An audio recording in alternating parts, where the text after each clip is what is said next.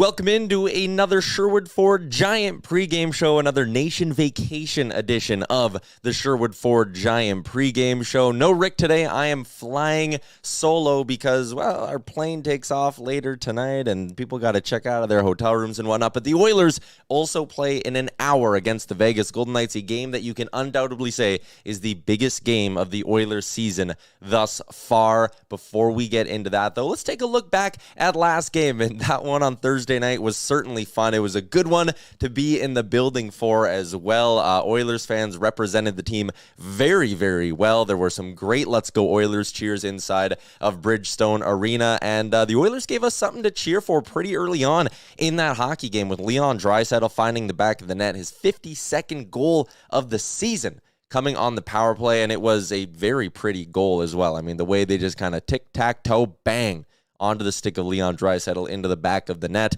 The Oilers didn't take their foot off the gas at all in that hockey game, which is something I really liked. The second period, you could argue, was almost better than the first. I mean, the Oilers were a dominant team in both those periods. Darnell Nurse scores shorthanded. Draisaitl scored before that as well. The Oilers were up 3-0 heading into the third, and then Nashville finds the back of the net, and you're starting to think, are they maybe going to find a way to get back into this hockey game? 3-1. The building was getting some momentum, and then your boy Jeremy Kupel comes through, and I like how Jack Michaels pointed out on Twitter that Kupel was actually a guy the Oilers hired away from the Predators organization, and Michael says a guy who gets credit for that is actually Jay Woodcroft. So I found that pretty interesting that it's a Jeremy Kupel call that gets a goal taken off the board, and then Leon Draisaitl sends hats flying. Not my hat per se, but Rick threw his, so I think that counts, right? We were teammates in the stands.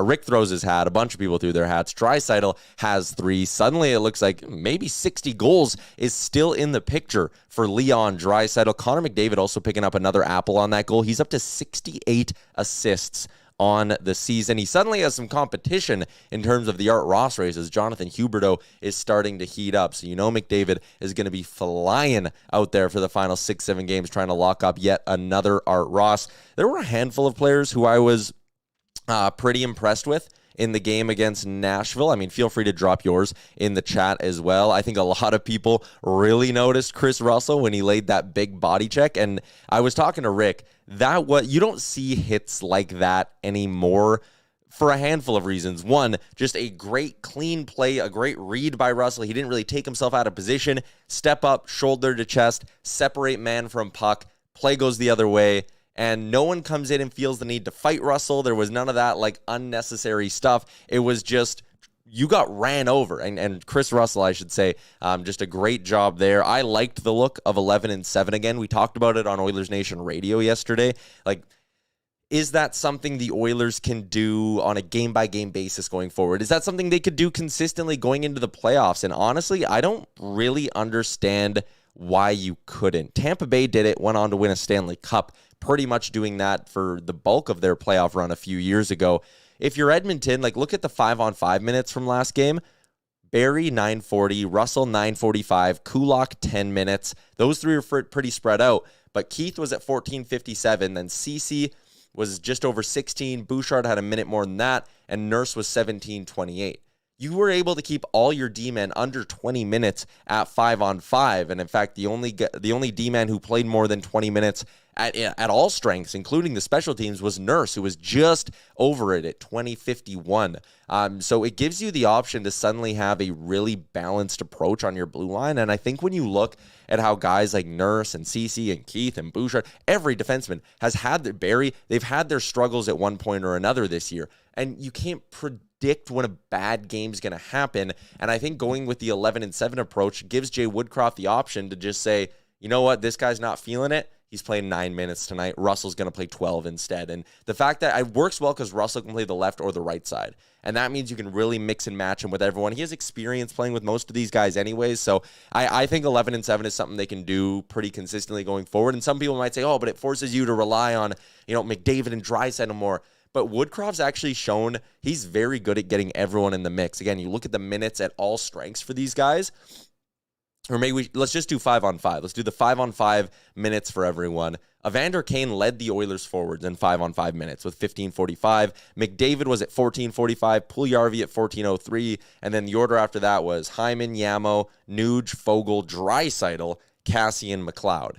So Cassian and McLeod kind of used as that bottom duo for the most part, I would say. And they were at the bottom, but it's not like going with 11-7 forces them to say, Draisaitl and McDavid have to play 26 minutes each, like we would see sometimes in like overtime games under Tippett, where it's like, oh my God, why are these guys playing so many minutes? Woodcroft has shown that he isn't afraid to mix anyone into those extra spots. So I think going 11-7 is certainly something the Oilers could keep moving forward. But let me know in the chat. What do you think? Is 11-7 something Woody should keep rolling moving forward? I think it's an interesting conversation that's worth having. Again, the awkward parts of doing these alone is that you have to watch me drink water every once in a while.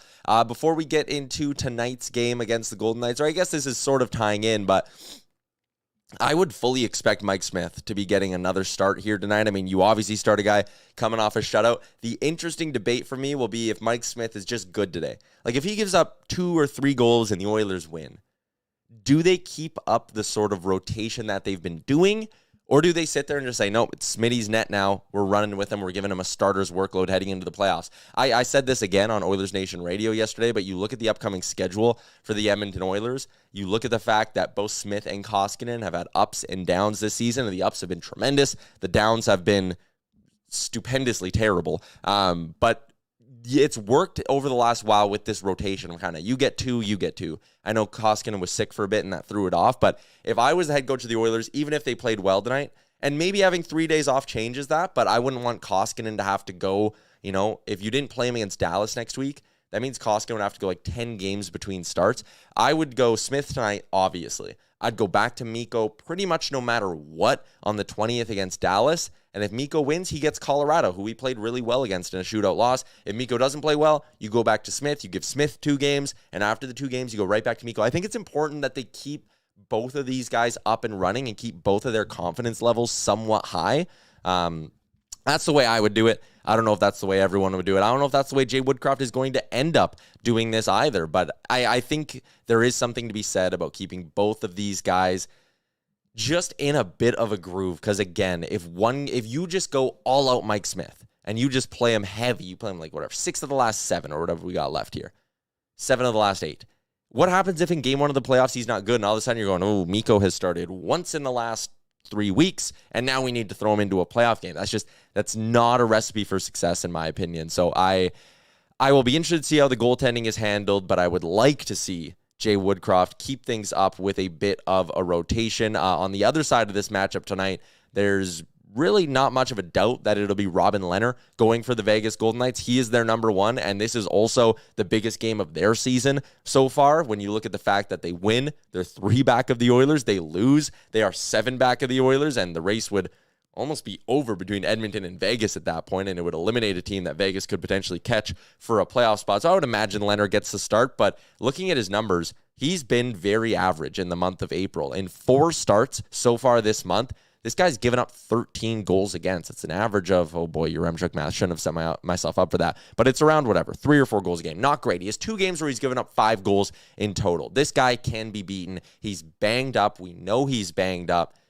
I think this is a guy the Oilers can get to a little bit tonight. Edmonton's played Vegas 3 times already this season. They beat him twice earlier in the year, and then they lost back in February 4-0. Then the following night, they lost to the Hawks, and Dave Tippett got fired. So the Golden Knights haven't seen the Jay Woodcroft era Edmonton Oilers. So I think there's something to be said about that. I mean, we've all laid that out before, how much better they are, especially at 5-on-5 under Jay Woodcroft. Vegas hasn't seen that yet, and I think it's interesting. The other thing, though, to remember with the Vegas Golden Knights is that they're finally healthy. So let's get into our lineup report, brought to you by our friends over at Yegburger. I'm coming home, and you better believe tomorrow I'm stopping by and getting some Yegburger. Go check out their Instagram, YEG_burger.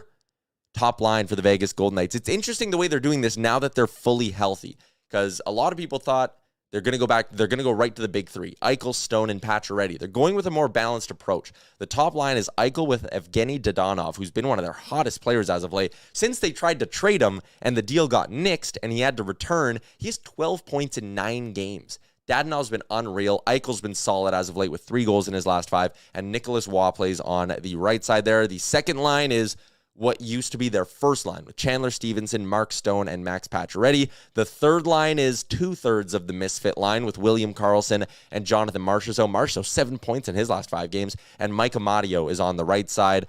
No Riley Smith, he's on LTIR. And then the fourth line, which honestly they don't use a lot, especially on the road, Jake Leschyshyn with Keegan Colasar and Matthias Janmark. Don't expect to see a ton of those guys in this hockey game, especially with the stakes being high, especially with this game being played in Edmonton as well. The D pairings for Vegas, McNabb with Theodore, Hutton with Pietrangelo, Martinez with Whitecloud. They're more or less fully healthy on the back end as well. So again, that's a really, really good blue line there. I'm sure now that blue line is healthy, you should start to see Robin Lehner's numbers get a little bit better as well. It's a good team in Vegas. They just handled the Calgary Flames the other day by a score of 6-1. They managed to nab a point against the Vancouver Canucks the game before that. And then before that, it was a 6-1 win over the Arizona Coyotes. So they've been playing really good hockey as of late. So have the Oilers, though. That win against Nashville was incredibly impressive for Edmonton. This is going to be a very, very tight hockey game. And it's one the Oilers need to come out on top of.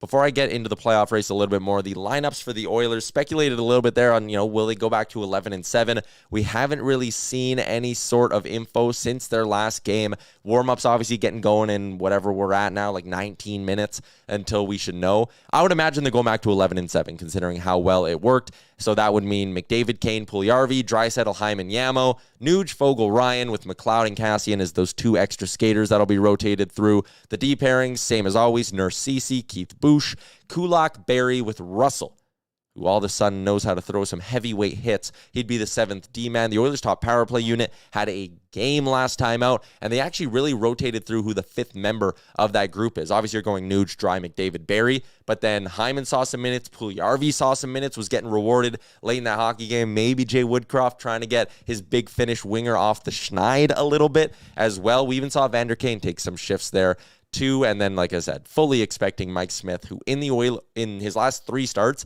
3-0-0, .99 goals against average, .968 save percentage. Mike Smith has been unreal as of late. And one advantage that the Oilers still have over the Vegas Golden Knights, Edmonton is still healthier. You can rattle off the injuries to Vegas. Riley Smith, Nolan Patrick, Laurent Brossoit, Will Carrier, and Nicholas Hague. They're still missing some bodies. The only guy that I think is officially listed on the Oilers IR is Oscar Klefbom, right? So Edmonton, this is the team the Oilers are rolling with into the postseason here. They're playing well. I think that there's a lot of reasons why you should be fairly confident in Edmonton heading into this hockey game. The Oilers, like I said, so far this year against the Vegas Golden Knights, they are 2-1. Zach Hyman, goal-a-game guy. He's got 3 goals in 3 games. Draisaitl's got 3 points in 3 games. Connor McDavid, by his standards, has been a little quiet against Vegas. He has not scored in 3 games, picking up 2 assists. He's also -3 so far this year against the Vegas Golden Knights. Zach Kassian, though, he also has 2 points against the Vegas Golden Knights so far this season, so we'll see what kind of role Kassian plays in tonight's hockey game. Maybe one change. Maybe Jay Woodcroft wants to get Josh Archibald back in the lineup, so maybe we see Zach Kassian moved back to that healthy scratch spot. You really don't know. Speaking of goal scorers, that ties in nicely to our PointsBet Canada betting report for today's hockey game. If you're watching the game and you're out in Ontario, you're a good Oilers fan out east, why not download the PointsBet Canada app and play along? They have the Oilers as home favorites in this hockey game at -131. The Vegas Golden Knights are +110 on the money line. Edmonton +185 on the puck line, +110 to win this game in regulation. I mentioned it. Connor McDavid did not score a goal in any of the first 3 games against Vegas. If you like him to find the back of the net tonight, plus money odds, +110. We know McDavid is still trying to hunt down that 50 goal mark this season as well. With 7 games to go, he's going to need 9 goals over that stretch. But, I mean, I've been saying this prediction for a while. Connor McDavid will get a hat trick before the end of the year. It is going to happen. I believe it. And if he does that, then you got to like his chances of getting to 50 this year as well. Maybe, McDavid has a flair for big games. He's got that flair for the dramatic. Why not take a stab at Connor McDavid +110 to score and come through for the Oilers in a big hockey game against the Vegas Golden Knights? We mentioned what is at stake for the Edmonton Oilers. Well, here's the Pacific Division standings as they sit right now. Edmonton, 4 points up on the LA Kings. Edmonton has a game in hand on the LA Kings as well, and that's important. Edmonton compared to Vegas, same number of games played, 5 points up on the Vegas Golden Knights. The magic number for the Oilers to clinch over Vegas is 9, which means a regulation win tonight drops the magic number, or today, this afternoon, drops the magic number to 5. Of course, it could stay at 9 if Vegas wins in regulation. After tonight, there'll be 6 games to go for the Oilers. If all you need to close the gap is earn 5 points yourself or have Vegas miss out on 5 points or any combination in the middle, you're sitting very well. Because at that point, if you go, setting myself up for math and likely failure again, but in your last 6 games, you go 3-3, even if Vegas wins out, they're not catching you, right? And at that point, LA probably doesn't catch you either. The other side of this is you want to bury Vegas, or at least I would, because I don't want to play Vegas in round 1. I want to play the LA Kings in round 1. And if you can win tonight, keep Vegas at 87 points, they would suddenly be a point back of LA with the same number of games played. And that's big for the Oilers as well. You want to control your own destiny. You want to be that 2 seed, but I also think you want to play the Vegas Golden Knights. Of course, if you lose tonight, worst case Ontario kind of thing here, then all of a sudden you're 3 up on the Golden Knights. Your magic number stays at 9. You have 6 games to go in the season. At that point, if you wanted to control your own destiny, you would have to go 4-1-1 down the stretch. 3-2-1 would it be 4-1-1? Yes, it would be 4-1-1, I think.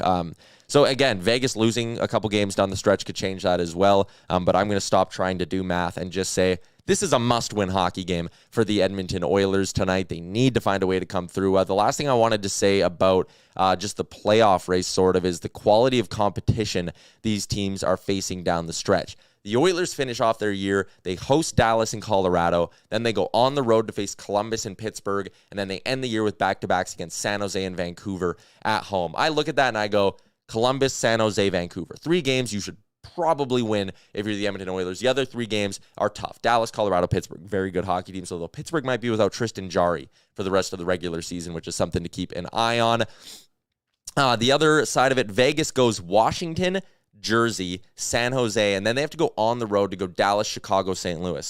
Dallas, Chicago, St. Louis. So that's tough games against Dallas and St. Louis on the road. Tough game on home ice against the Washington Capitals as well. They have some tough games mixed in as well. The Kings, they have a very easy schedule, easiest of the bunch. They host Columbus, hit the road, play Anaheim, return home, played the Blackhawks and the Ducks, and they finish it off with Seattle and Vancouver. They don't play a playoff team for the rest of the season. So again, the Oilers, for the time being, are 4 up on LA with a game in hand. If you can win that game in hand, put yourself in a great spot to have home ice advantage in round 1, but it all starts with a massive game this afternoon for the Edmonton Oilers. Smith versus Leonard, Edmonton versus Vegas at Rogers Place. McDavid, can he find his first of the year against the Vegas Golden Knights and come through for the Oilers? It would be a big one. Enjoy the game tonight. I'm fully expecting it to be a playoff-like atmosphere down at Rogers Place, and I will be very jealous that I'm watching it on a TV in Nashville where I guess the weather's a little bit better, so I got that going for me. Thanks for tuning in to another Sherwood Ford Giant pregame show. Shout out to our friends at Yegburger and PointsBet Canada. And thanks for tuning in. You enjoy the hockey game tonight, and we will talk again next week when the Oilers play the Stars.